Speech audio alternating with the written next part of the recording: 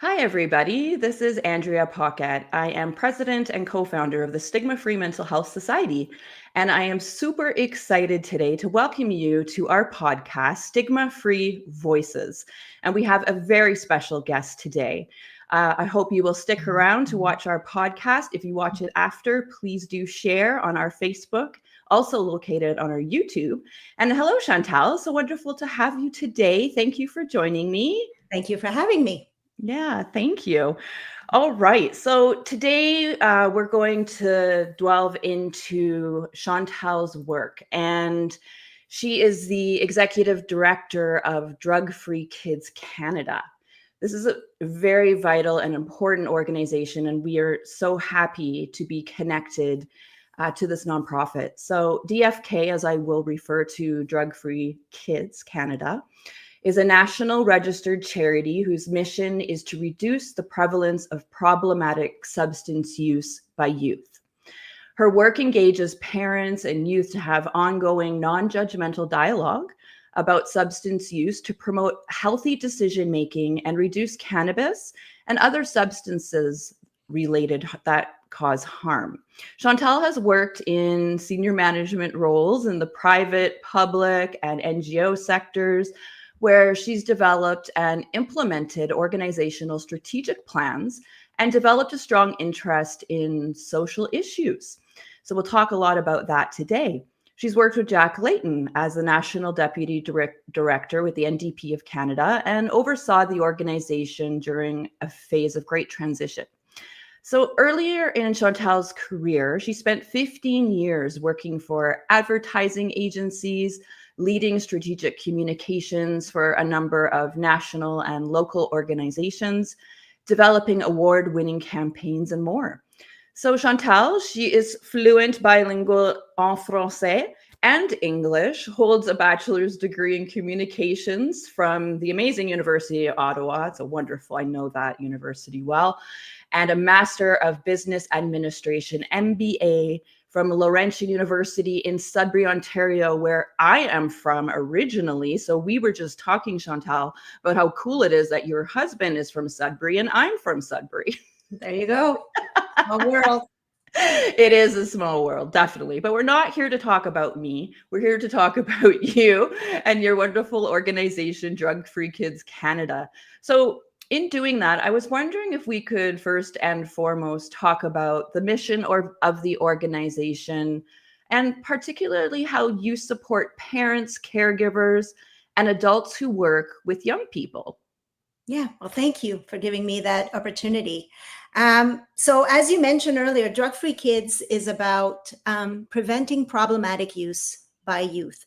By empowering parents and caregivers with the tools and knowledge they need to engage in informed conversations. Because at the heart of it, we really do believe that parents and anybody who really play that role, so parents with a capital P, play a pivotal role in problematic substance prevention. But and we'll talk about it later, but some parents may shy away from having those conversations. So we make sure that we develop resources and tools for them to have evidence-based, not judgmental information to engage in conversations with the youth around them.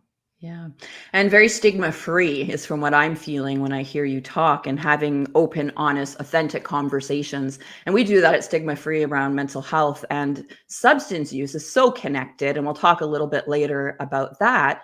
But I appreciate all of the resources that you offer for the adults who work with the young people, because you're right, they do play a pivotal role. And I was wondering about some of the most common concerns or misconceptions that parents have when it comes to youth and substance use. There's a couple of them. The first one is, that's all nice, but not my kid, right? I know my kid. There's no issue. So we're fine. We're okay. Nothing's going to happen. It's not a matter of, judging what your kids are going to do, or us judging the fact that, no, your kids are going to do it. But making sure that, regardless of what you think your kid is going to do, equip them with the right information. Mm-hmm. So it's not just not my kids, but also for your kids to be able to react if anything was to happen with friends around them or family members. Or so equipping them with the right information. That's one big concern or misconception.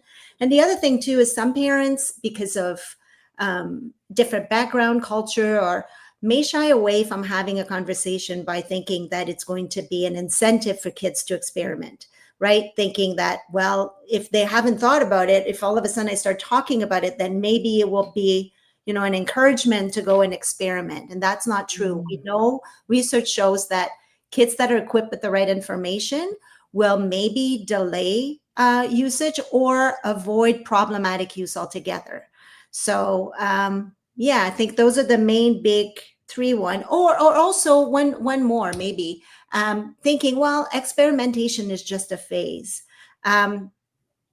It can be, and we're not about scare tactics and everything else, but paying attention to it regardless and having conversations about experimentation, because the average age of experimentation with alcohol in Canada is 13 and 14 in cannabis. So understanding that and understanding that prevention is most efficient before the age of experimentation. It's never too late, but still equipping them with that information for them to start early is a big deal. How early should we be talking to our kids about this? The earlier, the better. As I said, even before the age of experimentation. And it's all about, on our website, we have age-appropriate conversation. So even starting at, and bear with me, when I start saying that, people are like, what? Toddler's age or elementary school, in the sense that even introducing the notion that medication is meant to be medication, right? Giving a vitamin in the shape of a character or a gummy and it tastes good. Kids may be inclined to think that it's like candy and they can use it. Introducing the notion that, when it's prescribed, when it's for a specific thing, when the doctor tells you, but you're not meant to take medication just as candy. Introducing those concepts early will allow you to build a foundation to have conversation on an ongoing basis as they grow older. That's such a good point, and starting early. And I think it is imperative. Same thing with mental health and talking about mental health with our kids and substance use, such vital conversations that will shape a young person's life. And so you emphasize the informed conversations. And what does that look like in practice, say, between a parent and a young person? So it needs to be a two-way thing, right? So when we're talking about stigma and non-judgmental, it's about listening as much as talking. So it's not a lecture. It's about approaching the subject matter with curiosity as opposed to judgment. It means knowing the facts. So we're encouraging parents to attend our workshops, come to our website, but there's lots of valid, accurate information out there, but know the facts and being able to share them in an open way, again, coming from an angle of curiosity. And it means being present over time, like not just saying we're going to have a big talk, right? And then you check it off your list as a parent. We did the big drug talk and then we never have to talk about it again, because the experiences that your kids may have at 13, 14 are going to vary as they grow older, right? So keeping that channel of communication open is also one form of having informed conversation, age-appropriate conversation. Yeah, definitely. And it's great that you mention your website as a very evidence-based, which is very important, valid website that people can go to. And I know when we Google things as human beings, sometimes we get really overwhelmed because we get all of these answers back and we don't know if they are good advice. We don't know that, right? So I really encourage everybody to check out Drug-Free Kids Canada's website for evidence-based information around substance use in young people. So you touched on the stigma a little bit, but I was wondering if we could delve deeper into that and the role that it plays in preventing the open dialogue about substance use, especially with families and tight communities, rural communities. Well, I'm sure that has come up in some of your other podcasts, but stigma can make people ashamed, and it can prevent them from accessing the resources that they need or seeking the information that they need because they're afraid of what people are going to think or perception. And that's specifically true in smaller, tight-knit communities. We work at a national level. For example, I was in some remote communities in New Brunswick in the spring, and some of the teachers, when we were in the classroom, were saying, we're so happy you're there, because some of the kids may be shy to come forward to us because I'm their mom's cousin, or we live across the street, or we run into each other at the grocery store. So, the fear of gossip and those kind of things can play a role in preventing people from seeking the help that they need. And then, people feel isolated, and it delays intervention. It delays to address more serious problems. So what we do is we try to reduce stigma by normalizing those conversations, by also offering confidential supportive resources for families. Through our website, we have a chat, we have a direct line, but people can come to us and have confidential support. But at the end of the day, it's also normalizing that conversation so it doesn't feel so daunting to seek help or to seek information. Yeah, and I think there's also that self-stigma that young people could have as well when they're dealing with substance use, that they're bad or unworthy or can't get out of it, or guilt. So there's always that social stigma where we fear that judgment as parents and families and even the young person. And then having the self-stigma just kind of compounds that. So I think it's amazing that you offer confidential services, and yeah, it's very valuable. Thank you. Yeah. So what strategies do you recommend for parents who are uncomfortable or unsure about how to start that conversation about drugs and alcohol with their child? Well, as I mentioned before, start small and start early. Use those little moments in the car. Like, it doesn't have to be super formal, or at dinner, sharing if they've seen this podcast, saying, hey, I saw a podcast about this, and ask your kid to engage. What do you think about it? One good example that I sometimes use is where I live right now in Ottawa. In my neighborhood, there are more cannabis stores than coffee shops. So for me to even use the angle of saying, what do you think the business model is in this, right? Like, being able to normalize the conversation and not necessarily go to, are you using, are your kids using, right? Like, normalizing. So one of the strategies is to use facts or things that you're hearing, or that you hear that, this TikTok influencer or whatever was saying X, bring it up. I heard this. What are your thoughts about it? Have you seen it? How do you feel about it? So, and be honest if you feel awkward, right? Ultimately, it may be awkward. It may be daunting, as I mentioned before, to engage in the conversation in the first place. And it's okay to say so. It's okay to say, this isn't easy for me either. If you're feeling awkward, I'm feeling like that too, but I care, right? Like, don't be afraid to be cheesy. You're allowed. You're the parent, you're the caregiver. It's okay to say, I love you and I'm concerned, and I'd really like us to be able to talk about this. And by showing your authentic self and saying it's awkward for me too, it allows your kid to be awkward about it too, right? So we're not experts as parents in this. We have a lot of skin in the game. We care a lot about them. Being able to say that, this may not be the best way of addressing it. I'm practicing with you, but it's important for me. So be authentic in your approach. I love that. Authenticity, being genuine, honest. And like, when we are uncomfortable as humans and when we express that, I feel it can create that type of empathy between the two people, right? And make the conversation more accessible. So those are some good points for sure. So I was curious if you could share an example of a program or resource that's had a meaningful impact on families or communities that you've specifically have worked with. Yeah, a couple of them. I mentioned that we have a chat online. It's called the Parent Support Hub, and it's supported through TELUS Health. So it's confidential, 24/7 support for, for any parent or any teen that may have questions about use or any substances or need immediate support as far as mental health is concerned.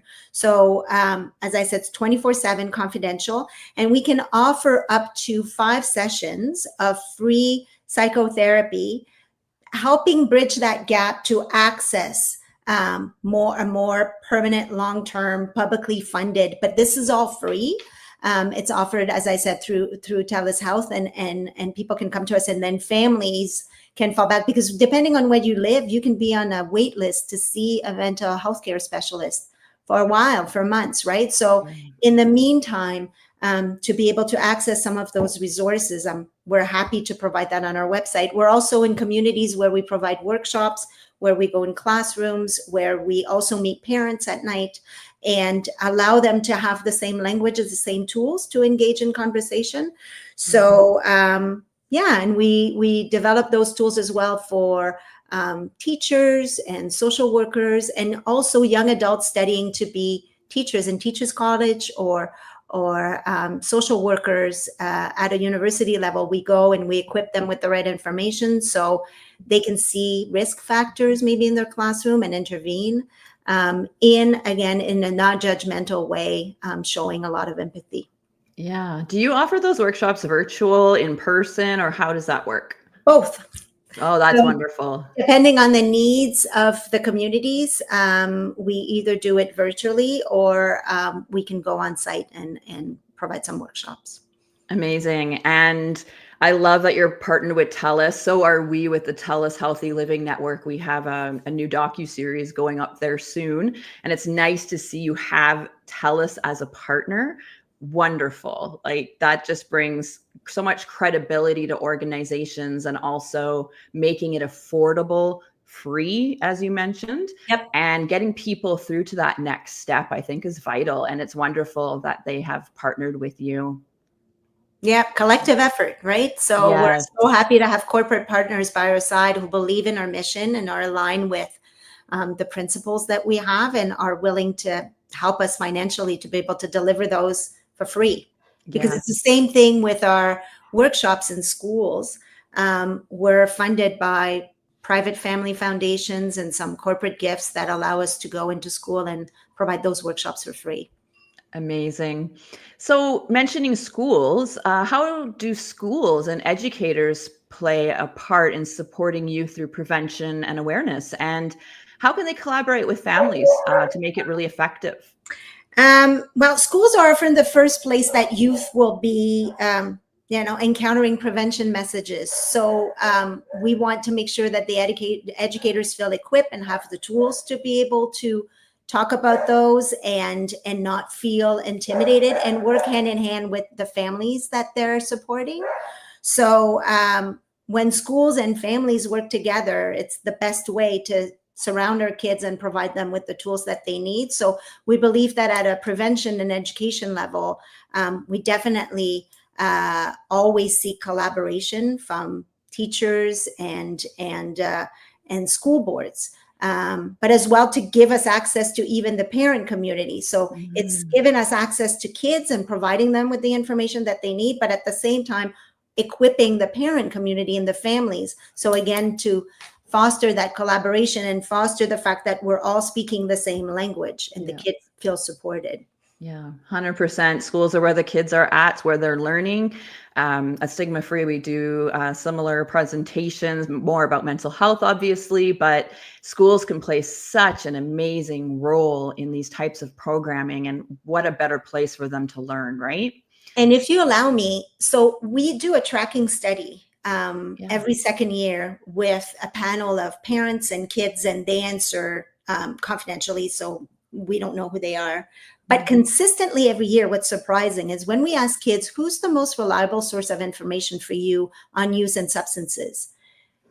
Parents and family come out first, followed by schools, followed by friends, followed by social media. And, I'm a mom myself. I have a 19 and a 17-year-old, and I always question those answers. I'm like, really?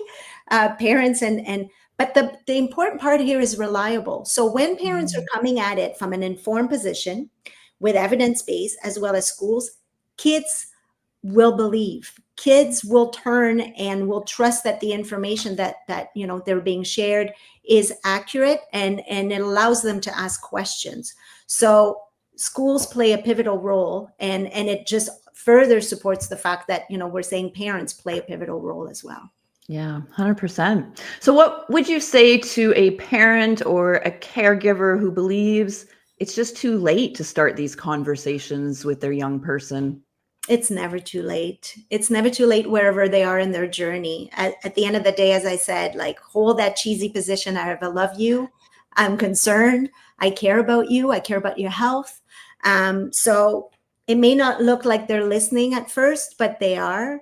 And you turning to them and trusting them, making yourself vulnerable and allowing yourself to say, I'm vulnerable right now, but I think it's important that we talk.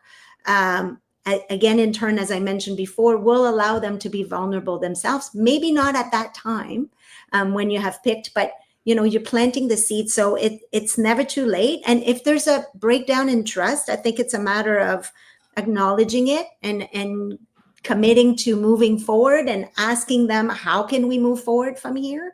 There was a breach in trust, but it's not forever done, right? We're in this relationship for the long haul. So how do we go about fixing it and bringing them in the conversation for them to be part of the solution as well? So it's never too late. It's a long-term relationship. So I would encourage to start wherever they are in their journey.